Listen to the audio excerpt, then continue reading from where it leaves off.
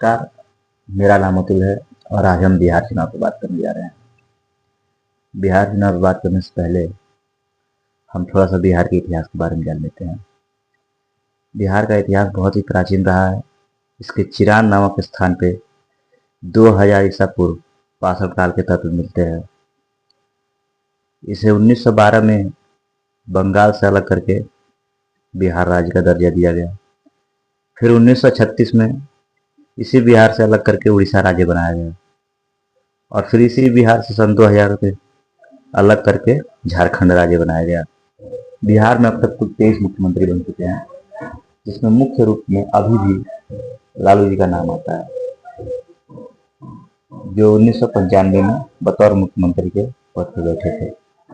वर्तमान में बिहार में नीतीश कुमार की सरकार है, जो पिछले 20 साल से सत्ता में है। पहली बार इन्होंने 24 नवंबर 2005 को कार्यभार अपना संभाला था। फिर बीच में 278 दिनों के लिए जीतन राम मांझी जी मुख्यमंत्री। वर्तमान में जो डिप्टी सीएम है बिहार के उप मुख्यमंत्री सम्राट चौधरी, इनका जन्म 16 नवंबर 1968 के मुंगेर जिला के लखनपुर गांव में हुआ। सम्राट चौधरी 1990 में सक्रिय राजनीति में शामिल हो गए।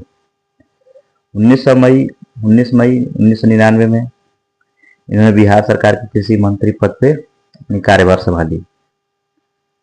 इनके ऊपर 1995 में 7 खूनों के आरोपी होने का इल्जाम है, जिसे प्रशांत किशोर, जो जन स्वराज के मुखिया भी हैं, बार बार अपनी रैलियों में, अपने प्रेस कॉन्फ्रेंस में उठाते हुए रहते हैं।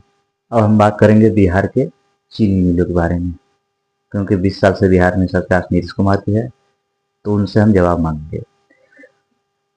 पूरे बिहार में 28 चीनी मिल है। वर्तमान में 18 बंद हो चुके हैं।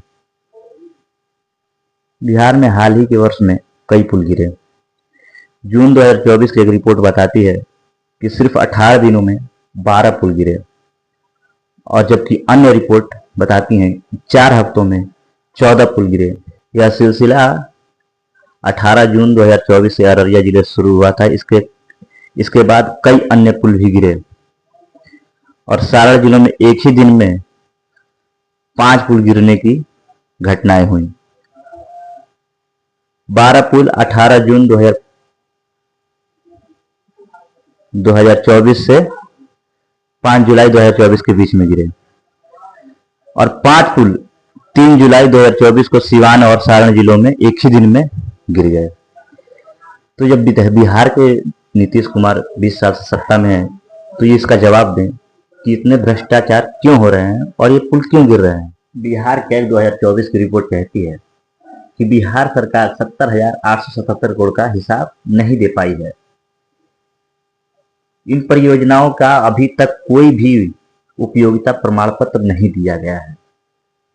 अब हम बात करेंगे भाजपा के घोषणा पत्र की, जो अभी कुछ ही दिन पहले प्रेस कॉन्फ्रेंस के जरिए बताया गया है, जिसमें सिर्फ सम्राट चौधरी ही एक इकलौते नेता बचे थे। बाकी सब नेता अपनी अपनी रैलियों में चले गए, ये कह के कि समय की बहुत ही पाबंदी है। इनके घोषणा पत्र में ये कहा गया है कि अगले 5 सालों में 50 लाख करोड़ का निवेश होने वाला है। फिर आपको यह भी बताना चाहिए कि पिछले 20 सालों में आपने कितने लाख करोड़ का निवेश बिहार में लाया। अगर आप 50 लाख करोड़ का निवेश लाते हैं अगले 5 सालों में, तो इसका मतलब है कि हर एक साल आपको 10 लाख करोड़ का निवेश बिहार में लाना होगा। ये आप बता सकते हैं कि आप किन कंपनियों से बात कर रहे हैं या किन कंपनियों से आगे चल के संपर्क किया जाएगा, कौन सी कंपनियां आने वाली हैं, किन बड़ी कंपनियों का नाम आप जारी कर सकते हैं या नहीं कर सकते हैं। ये बिहार की जनता को आपको बताना चाहिए। बिहार से जब आप 20 साल सत्ता में रहने के बाद इस बात पे वोट मांगे कि अगले 5 साल में आप क्या करेंगे, इसका मतलब अपने आप पिछले 20 सालों में कोई विकास का काम नहीं किया है। आए दिन हत्याएं हो रही हैं। इस चुनाव में ही मोकामा के दुलार चंद यादव जी की हत्या कर दी जाती है। सिवान के एक पुलिस अधिकारी का हत्या कर दी जाती है, और इस पे बिहार के मुख्यमंत्री कोई प्रेस कॉन्फ्रेंस नहीं करते हैं, किसी को जवाबदेही देना उचित नहीं समझते हैं। तो ये क्या है?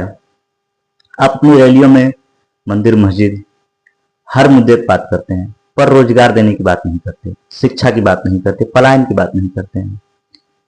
अब हम बात करते हैं भाजपा के स्टार प्रचारकों की, जिसमें मुख्य रूप से मैं जानता हूं कि रवि किशन, मनोज तिवारी और दिनेश लाल यादव और पवन सिंह है। इन चारों ही नेताओं की आप कभी भी रैली में रोजगार की बातें नहीं सुन सकते। रवि किशन से अगर कोई भी जवाब पूछा जाता है, जहां तक मैंने देखा है पिछले 2-4 दिनों में जितनी भी उनकी वीडियो वायरल हो रही है या जितने भी रील उनके मेरे इंस्टाग्राम पे या फेसबुक पे आई हैं, उन सब में अगर मीडिया उनसे कोई सवाल पूछता है कि आप रोजगार के मुद्दे पे, पलायन के मुद्दे पे, शिक्षा के मुद्दे पे, स्वास्थ्य के मुद्दे पे आपका सोच क्या है और किस तरह से आप इसे जमीनी स्तर पर लागू करने वाले हैं, तो उनके पीछे से जो समर्थक होते हैं एक ही चीज का नारा देते हैं, हर हर महादेव जय श्री राम। और ये कह के आप बच नहीं सकते हैं, क्योंकि आप एक नेता हैं और आप लोगों के बीच में रहने के लिए ही हैं। लोगों ने आपको वोट दिया है, आपसे जवाबदेही भी होगी। तो आप हर बार धर्म का सहारा नहीं ले सकते हैं। आप संसद में हैं, आप अपनी असेंबली को, अपने संसद क्षेत्र को प्रेजेंट कर रहे हैं वहां पे। इसी बिहार चुनाव में एक और चेहरा उभर के आए हैं, जो भोजपुरी के सुपरस्टार हैं, खेसारी लाल यादव। छपरा विधानसभा से वो लड़ रहे हैं। उनका जितना भी मैंने अभी तक देखा है, वो हर बात मुद्दे की बात करते हैं, चाहे वो रोजगार की हो, पलायन की हो, शिक्षा की हो, स्वास्थ्य की हो, या इवन वो नाले की भी कह रहे हैं, जो छपरा की लोकल का मुद्दा हो सकता है।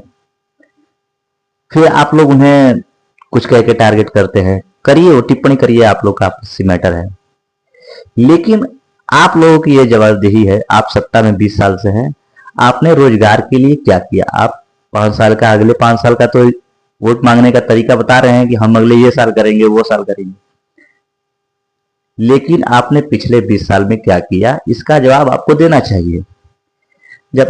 जब सरकार रहते हुए अस्पतालों में दिन दहाड़े डॉक्टर की हत्या कर दी जाती है, तब आप ये नहीं कह सकते कि बिहार में बहुत ही सुशासन है, प्रशासन का बहुत ही दबदबा है। ये कहना बहुत ही झूठा होगा, क्योंकि कैमरों में साफ साफ दिखाई देता है कि हाँ, 4-5 बदमाश आते हैं और वो दिन दहाड़े गोली मार के चले जाते हैं। अब हम बात करेंगे तेजस्वी यादव के बारे में, जो विपक्ष की नेता हैं और भावी मुख्यमंत्री होने का दावा करते हैं। उनका कहना है कि वो अगले 5 सालों में बिहार के हर घर में एक नौकरी देंगे और एक नौकरी देने का वादा भी वो कर रहे हैं। तो तेजस्वी जी, आपको बिहार को ये जनता को बताना पड़ेगा कि किस प्रकार से आप हर घर में एक नौकरी देंगे, क्योंकि जनता को आपसे बहुत उम्मीदें हैं। पिछले 17 महीनों में आपने 5 लाख नौकरियां दी, जो किसी से छुपी नहीं है, जो नेशनल मीडिया भी जानता है और बिहार के साथ साथ अन्य राज्य भी जानते हैं। ये बात बिल्कुल हकीकत है कि आपने 5 लाख नौकरियां दी। पर जब आप ये कहते हैं कि बिहार के हर घर में एक इंसान को आप नौकरी देंगे, वो आप किस प्रकार से देंगे, आपका ब्लूप्रिंट क्या है और वो नौकरियां क्या होंगी?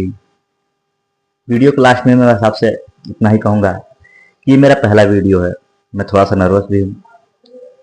अगर मुझसे कुछ गलतियां होती हैं, मेरे शब्दों का कुछ चयन गलत होता है, तो मुझे माफ करिएगा। मैं अपनी बातों को रखने में अगर किसी गलत शब्दों का चयन करता हूं, तो आप कमेंट में उसे सही भी कर सकते हैं।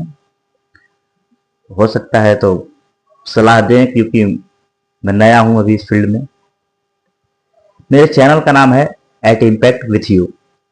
ऐसा नाम मैंने इसलिए रखा है क्योंकि इस नाम से एक और चैनल है इम्पैक्ट करके, जो यूट्यूब पे सर्च करने पे पहले ही आता है और मेरा चैनल बहुत बाद में आएगा, इसलिए मैंने ऐसा नाम रखा है। चैनल का नाम एट इम्पैक्ट विथ यू है। अगर आप इसे सर्च करते हैं तो आपको पहले मेरा ही चैनल आएगा। ये ध्यान रखें कि एट इम्पैक्ट विथ यू लगाना बहुत जरूरी है, क्योंकि इम्पैक्ट करके एक और चैनल है इम्पैक्ट फाउंडेशन नाम से, जो पहले आ जाता है। इस वीडियो का लिंक मैं अपने फेसबुक, इंस्टाग्राम आईडी से शेयर करूंगा। वीडियो को पूरा देखें। वीडियो में अगर कुछ अच्छा लगा तो लाइक करें, शेयर करें, सब्सक्राइब करें और अपने दोस्तों के साथ शेयर भी करें। आज के लिए इतना ही। नमस्कार। मैं मिलूंगा किसी अगले वीडियो में अगले राज्य की बात में।